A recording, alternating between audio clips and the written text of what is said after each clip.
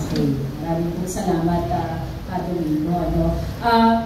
Ngayon naman po, ang direktang sinasabi ng ating mga mangingisda ay direkta talagang nasa tiyan sapagkat ito talaga yung kabuhayan ng kanilang pinanggagalingan ng kanilang pambili ng pagkain, panggusto sa kanilang pamilya sa araw-araw. Lalo na bago pa man din, sabi nga, bago pa man din lumubog itong bagong MT Nova, Tierra Nova, ay bagyo na. Kaya ilang araw na po hindi nakakalaot silang mga mangingisda natin. At sa usapin po ito, hindi lamang mangingisda, kundi pati po yung buong komunidad na nakapaligid sa Manila Bay at umaasa po doon sa benepisyo, umaasa doon sa biyayang itinutulot ng ating karagatan at kalikasan. Kaya po, bilang miyembro ng komunidad ng Barangay Lamao sa Limay, tawagan po natin si Ate Cheryl Inday Magracia para po magbigay naman ng pahayag para ano ang epekto nito at ano na ang sitwasyon ng kanilang komunidad sa ngayon sa Barangay Lamao sa Limay, Bataan.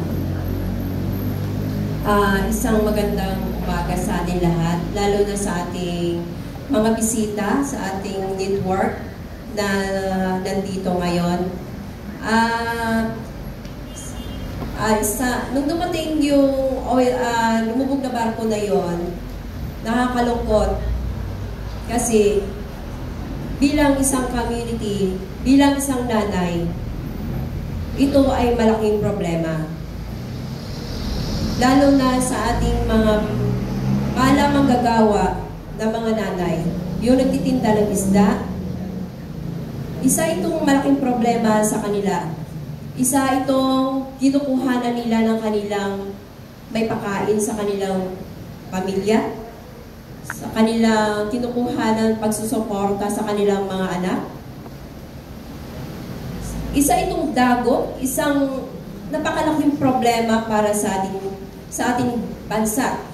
Hindi lang sa aming bayan, kundi sa buong na masasakupan nito ng oil spill. Dahil ang ating hangin ay hindi napipermis sa isang lugar. Paano na ito kung hindi mabigyan ng atensyon agad at hindi ito mabigyan, hindi ito maagapan at hindi ito masolusyonan ang problemang ito? Lalawak at lalawak ang oil spill na to. Hindi lang kaming kababaihan ang maapektuhan. Maraming maapektuhan, lalo na yung kumakain din ng isda. Hindi makumpleto yung araw natin sa ating hapagkainan pag walang isda. Isa yon sa protina, nutrients na kinakain natin. Bilang isang kababaihan, isang stress ito, anxiety. Isa rin itong malaking problema sa ating kalusugan pag ito na ay nalalanghap na natin. Hindi lang sa ating sarili, kundi sa community at sa iba pa. Na masagaasan ito or mapuntahan ng oil spill na ito. Kaya, dapat talaga mabigyan pansin na ito ng ating gobyerno, ng mga agencies na pangangasiwa nito sa DNR, BIFAR, at sa mga LGUs natin. Dahil sa hanggang ngayon, wala pa rin natatanggap na ayuda yung aming community mula sa aming gobyerno. Paano na kami bilang isang babae, bilang isang kababaihan, na kami nag-shoulder lahat kung ano ba yung problema sa isang bahay, sa isang pamilya.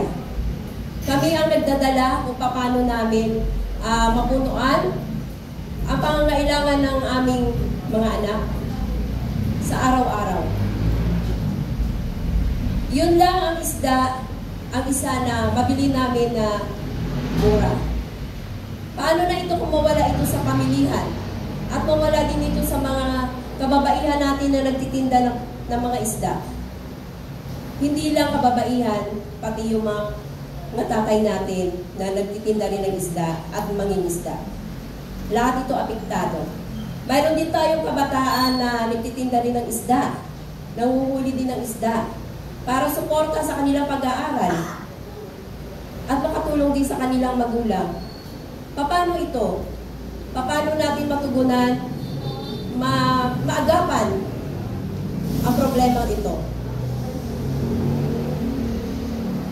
Hinihiling ko sa ating presidente at saka